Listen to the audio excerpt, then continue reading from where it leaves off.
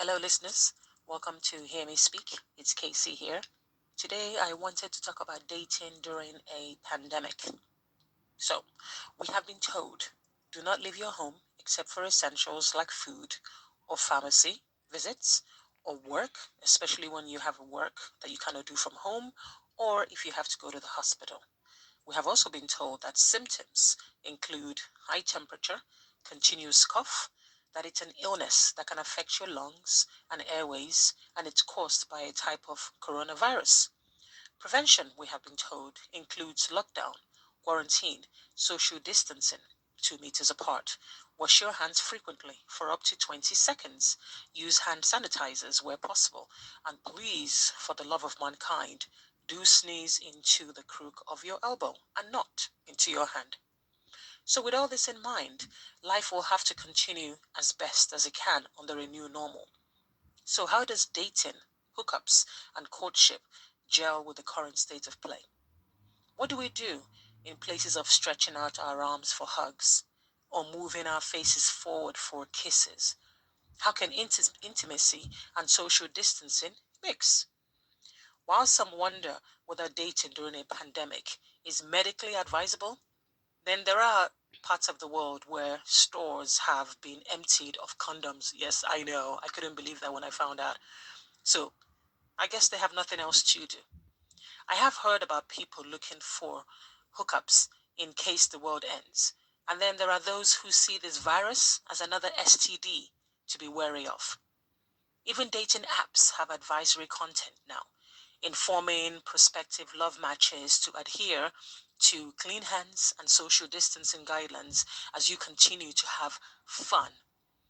If it's currently a no-no to loving someone into our home, then it must be a hell no to bring somebody into the bedroom. Unless you've both been infected with the virus and recovered, maybe. Who knows? No doubt somebody out there is probably going to create a dating site that pairs people according to their infection anxiety level or recovery symptoms residue, or those willing to date wearing a full hazmat suit. Don't be surprised, that could be a real thing. The way the world is turning right now, anything is possible. Seriously though, in this current climate, caution is advised and appropriate distance maintained where possible. But imagine this though, sitting 6 foot apart at a restaurant when you're supposed to be on a date. Air kissing 6 feet apart because we know that saliva can still go through that face cloth you're wearing. As for bump and grind, it's interesting. But please, somebody, let us all know how that can be achieved 6 feet apart. The virus is carried through saliva and sputum. So no kissing or rubbing noses. So even if you were to meet someone for a social distancing date, you will have to forego normal contact as the end result is no longer limited to just the two of you, but obviously it affects others now, especially the elderly and infirm. I wonder though, is it better to shift to online interaction right now instead? Obviously, people aren't going to stop looking for love, hooking up, desiring each other, being desired because of this pandemic. No way. Life continues. We all have needs. But if anything, making that the heart connection will be a primary focus for a lot of people, especially when they reflect on their lives and especially what is going on now. When we think about all the people who unfortunately have died, people who are still ill, people who continue to die on a daily basis, a lot of people feel that maybe the world may be coming to an end. Life alone, quarantined, under lockdown, it can be very, very lonely, very dry, and not much fun at all. And then, of course, there's celibacy inducing panic. Too scared to catch anything. So, no way. Keep everything on, take nothing off. But then again, there are those who think that any interaction with another human being could cause you to become the virus's next host. So, let me know which camp you fall under in the comment section. Dating apps continue to soar with new members joining in every single day. But I guess the activities depends on the demographics and which apps people are choosing to use. Dating app activities and other escapism have grown in number, and as more people are having to stay indoors and obviously work from home. So with the dating apps, you can affectionately date from home. You can have the most romantic time digitally.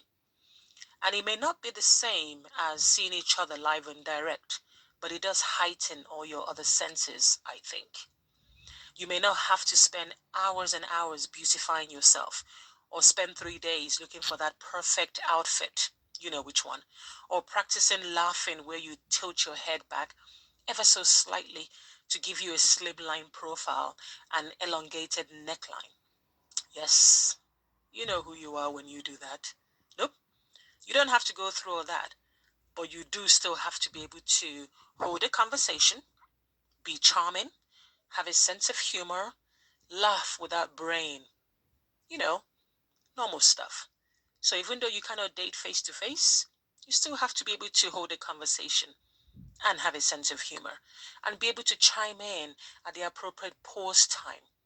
Be yourself and let your voice and your mind dazzle each other to the point where you both anticipate meeting in person, because hopefully by then a mutual attraction and interest and like has been established.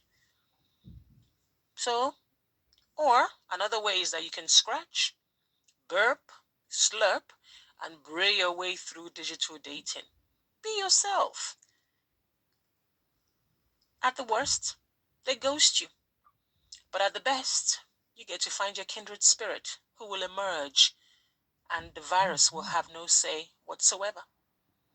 Provided, of course, you wash your hands for 20 seconds, you isolate yourself, keep 6 feet apart, only venture out for necessities, and wanting to lock lips with your new digital beau is not a necessity. So lastly, listeners, don't forget that most beautiful things in life are not seen but felt by the heart. So, when all is said and done, virus or no virus, life goes on. So go ahead, you only live once. Swipe right. You never know what you might get. As usual, thanks for listening. Don't forget to like, share, and subscribe to my channel. Take care.